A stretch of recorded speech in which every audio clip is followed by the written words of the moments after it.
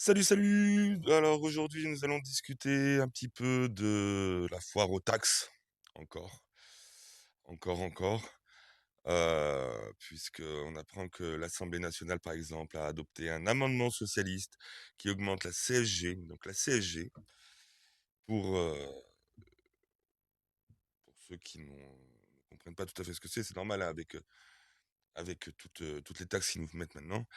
Alors, c'est la contribution sociale généralisée. C'est un impôt en partie proportionnel créé en décembre 1990 et qui participe au financement de la sécurité sociale et depuis 2018 de l'assurance chômage à la place des cotisations privées sur les salaires. Donc en clair, c'est une taxe qui finance notre invasion, hein. Voilà, qui finance les parasites, qui finance en fait notre invasion, hein, vu qu'on sait que le gros point, on va dire, faible de notre pays, c'est cet assistanat social, hein, qui fait qu'on est devenu la poubelle du monde entier. Et donc voilà, on apprend en fait que l'amendement a été voté et que la CSG passe de 9,2 à 10,6.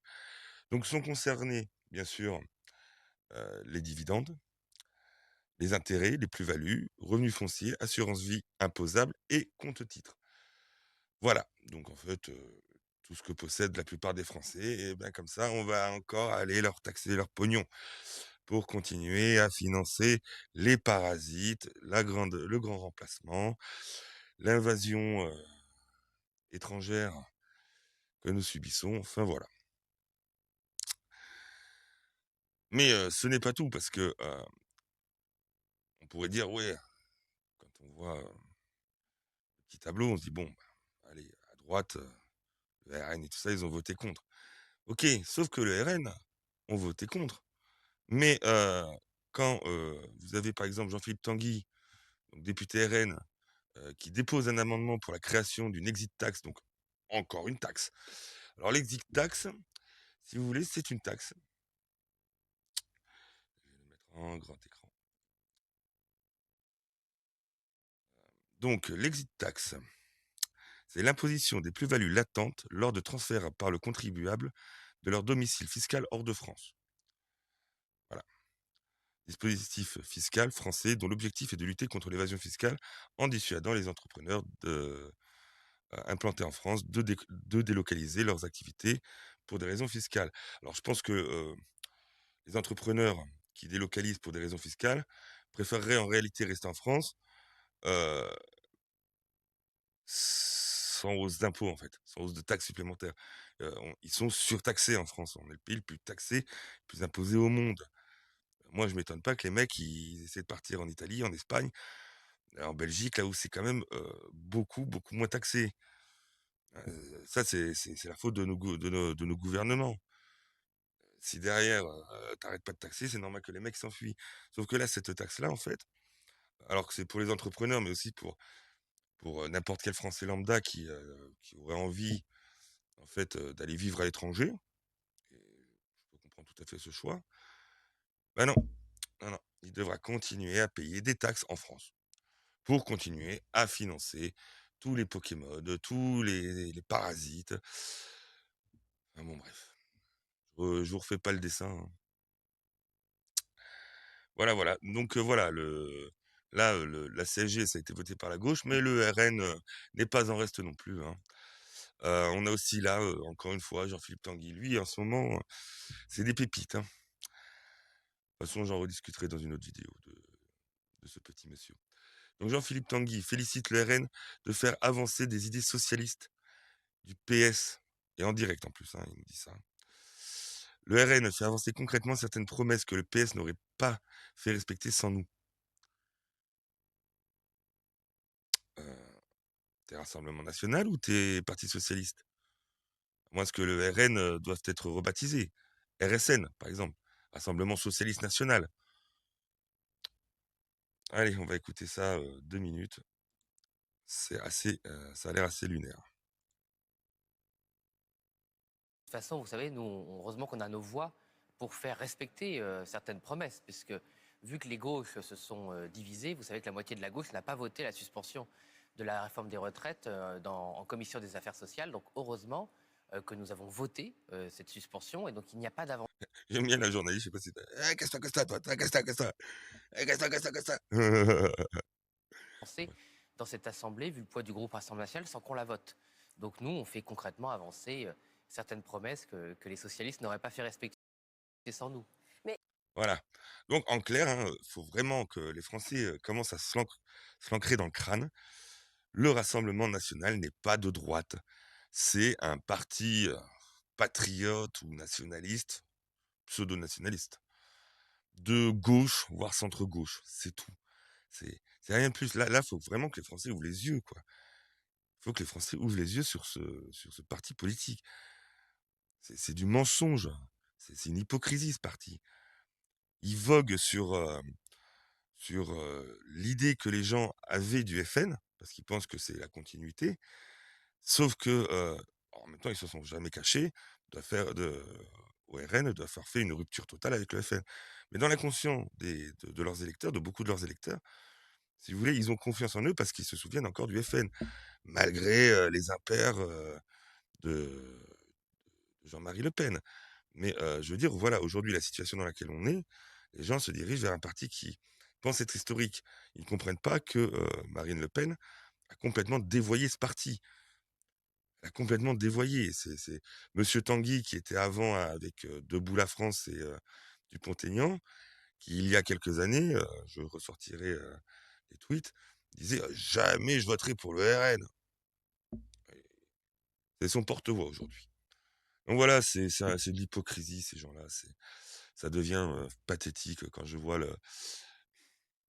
l'interview de Bardella dans je sais plus quel journal, c'est pathétique, c'est pathétique. Bref, à côté de cela, en France, petite nouvelle, pas très réjouissante, comme d'habitude, il se filme en criant Allah Akbar dans la cathédrale de Bordeaux. 3 adolescents interpellés pour apologie du terrorisme. Voilà, donc je vais le mettre en grand écran. Toc. Donc, il se filme. 3 adolescents de 16 et 17 ans ont été interpellés par la police ce mercredi 5 novembre aux alentours de midi dans la nef de la cathédrale Péberlan située au centre de Bordeaux. Ils sont accusés d'apologie du terrorisme pour s'être filmés en criant. Je dirais pas ce mot, j'en ai marre. La scène effraie les fidèles qui étaient venus se recueillir, qui alertent alors la police nationale du secteur. Sur place, les forces de l'ordre interpellent 3 des 5 adolescents, les 2 autres ayant déjà pris la fuite. Ah oui, on sait très bien, ils sont très courageux. 1 contre 1, il y a personne, à 50 contre 1, là par contre, ils vont la ramener leur putain de gueule. La démographie, surtout avec eux. Placés en garde à vue, les 3 adolescents sont accusés d'apologie du terrorisme. Pour autant, la police se veut rassurante. Non, je suis pas rassuré, moi. Il s'agit d'un comportement totalement stupide. Non, il s'agit de bombes en puissance. Il s'agit de djihadistes. Là, c'est la première fois, dans quelques mois ou quelques années, ce sera ils auront on entendra encore parler d'eux, mais ce sera pour des agressions, des coups de couteau, et cetera. La piste terroriste a été écartée. Non, non, non, non, quand tu fais ça, non, non. La piste terroriste, elle doit pas être écartée. Assure la DIPN de la Gironde. Voilà, voilà. Et on en importe en masse. Et la CSG va continuer à les payer, parce que leurs parents bossent pas, ce sont des branleurs, ce sont des parasites, qui sont ici que pour les aides sociales, qui sont ici aussi pour nous envahir. Mais il y a pas de problème. Pas de problème, voyons. Voilà, voilà, c'est la France d'aujourd'hui. On apprend aussi, dans un autre temps, heu, donc chahut, incivilités, insultes, menaces, les enseignants confrontés aux tensions croissantes avec les élèves et leurs familles. Près de 15 du personnel de l'éducation, se dit victime de moqueries et d'insultes. Mais non, mais non. Pendant 30 ans, 40 ans, ils nous ont pondu, l'enfant roi, machin, truc et tout et aujourd'hui, ils viennent chialer parce qu'ils s'en reprennent plein la gueule, hein? Parce qu'il faut pas oublier, comme, dit, Simon, notre ami Simon, tiens que je suis pas, ah ça c'est bizarre, bah, maintenant je le suis. Les enseignants votent quand même massivement à gauche, donc c'est en fait, ils sont eux-mêmes responsables de ce qui leur arrive. Hein, quand on disait: «Non mais attendez, il faut quand même un peu d'ordre, un peu de respect». «Ah non, non, non, c'est contraire aux droits de l'enfant, machin». Et aujourd'hui, ils s'en prennent plein la gueule et ils viennent pleurer comme des gros cons. Mais aux prochaines élections, ils voteront comme avant, hein, dans leur tête, il y a le contact se fait plus entre les neurones, hein. Voilà, voilà. Voilà, encore une belle,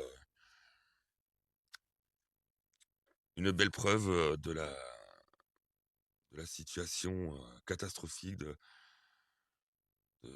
l'effondrement de la France. Parce que ça en fait partie. C'est plein de petits points comme ça qui en font partie. De toute façon, depuis que, c'est devenu l'éducation nationale et non, l'instruction, on va dire, comme c'était avant, c'était, l'instruction nationale ou je sais plus comment ça s'appelait. Enfin, disons qu'à l'époque, je parle de ça il y a 40-50 ans, les professeurs enseignaient, voilà, c'était l'enseignement national. Enseignaient, ils enseignaient des vérités, ils enseignaient, ils apprenaient à lire, à écrire, ils enseignaient, oui, des vérités historiques, par exemple, heu, allez, des vérités scientifiques. Alors même si la science évolue et que, ce qui était hier une vérité ne l'est plus aujourd'hui, mais au moins ils enseignaient. C'était un sa ils enseignaient quelque chose de concret, c'était un savoir concret. Aujourd'hui, c'est de l'éducation, c'est de l'idéologie. Les gamins, on leur enseigne plus rien. Si, on leur enseigne à parler arabe, ça on sait. On leur enseigne enfin on les éduque, hein, à à se poser des questions sur, leur genre à 3 ou 4 ans, sans déconner. Voilà. Et après, donc ces mêmes personnes qui ont foutu l'éducation nationale, dans cet état, viennent chialer parce qu'elles s'en prennent plein la gueule. Ironie de l'histoire. Et pendant ce temps-là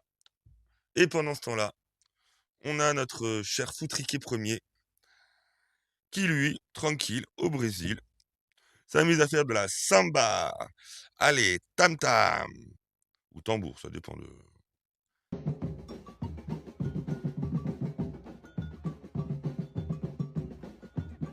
Et il s'amuse en plus, hein. Ouais, le pays est en ruine, hein, tout part en couille. On a une foire à la taxe, pas possible, en ce moment à l'Assemblée nationale. Les Français sont en train de péter une durite. Et lui, il fait du tambour sur des airs de samba au Brésil. Ah,